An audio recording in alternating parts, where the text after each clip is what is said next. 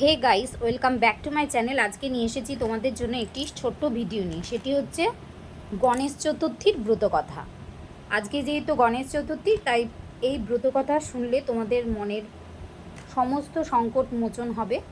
তাই এই ব্রতকথা তোমাদের সাথে আমি শেয়ার করছি। তবে শোনো।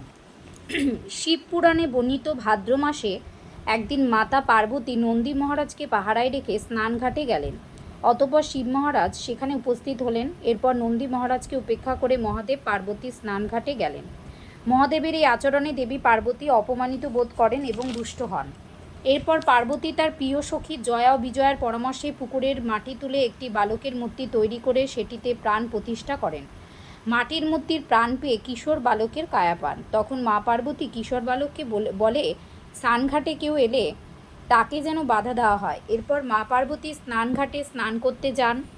এর কিছুক্ষণ পর ভগবান শিবজি পার্বতী স্নানঘাটের দিকে যেতে চাইলে সেই কিশোর তাকে বাধা দেন। এরপর তীব্র বাদ বচসার মাধ্যমে তুমুল যুদ্ধ শুরু হয়। প্রত্যেক দেবতাকে সেই কিশোর পরাজিত করে এবং ভগবান শিব তার ত্রিশূল দিয়ে সেই কিশোরের মস্তক ছেদন করেন। সেই বালক আর কেউ নয়, তিনি হলেন গণেশ। মা পার্বতী ছেলের শিরচ্ছেদ দেখে পুরো ত্রিভুবন সংহারে উদ্যত হন। দেবঋষি নারদ ও ভগবান শ্রী বিষ্ণুর মধ্যস্থতায় মা পার্বতীর ক্রোধ ধীরে ধীরে শান্ত হয়। মা পার্বতী ভগবান মহাদেবকে এই সত্য দেন তিনি যেন তার ছেলের পুনরায় প্রাণ প্রতিষ্ঠা করে দেয়, কিন্তু ত্রিশূল দিয়ে শিরচ্ছেদ করার ফলে সেই মস্তক অনেক দূরে চলে যায়। তাই ওই মস্তক দিয়ে পুনরায় প্রাণ প্রতিষ্ঠা সম্ভব নয় বলে মহাদেব নন্দীভিঙ্গিকে বলেন উত্তর দিকে মাথা দিয়ে শয়ন করে আছে এমন কারো মস্তক ছেদন করে আনতে বলে।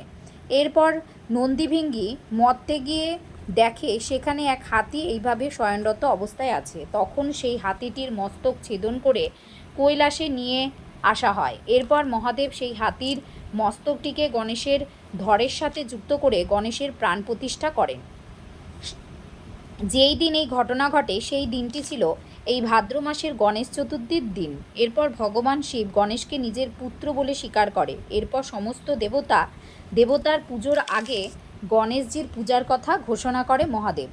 এরপর কিছুকাল পরে এই গণেশ চতুর্থীর দিনে সকল দেবতারা সংকটের মধ্যে পড়লে পার্বতী মহাদেবের কাছে যান এই সংকট মোচনের জন্য। কিন্তু মহাদেব এই সংকট মোচনের জন্য তার দুই ছেলে কার্তিক ও গণেশকে ব্রহ্মাণ্ড প্রদক্ষিণ করতে বলেন। এরপর মহাদেবের এই কথা শুনে কার্তিক তার বাহন ময়ূরকে নিয়ে সঙ্গে সঙ্গে ব্রহ্মাণ্ড প্রদক্ষিণ করতে বেরিয়ে যায়, কিন্তু গণেশ তা না করে ভগবান শিব ও পার্বতীর চারিদিকে একবার প্রদক্ষিণ করে বসে থাকেন। এরপর মহাদেব গণেশকে ব্রহ্মাণ্ড প্রদক্ষিণের কথা বললে ভগবান গণেশ বলেন বাবা মার চরণতল প্রদক্ষিণ করাই তো ব্রহ্মাণ্ড প্রদক্ষিণ করা।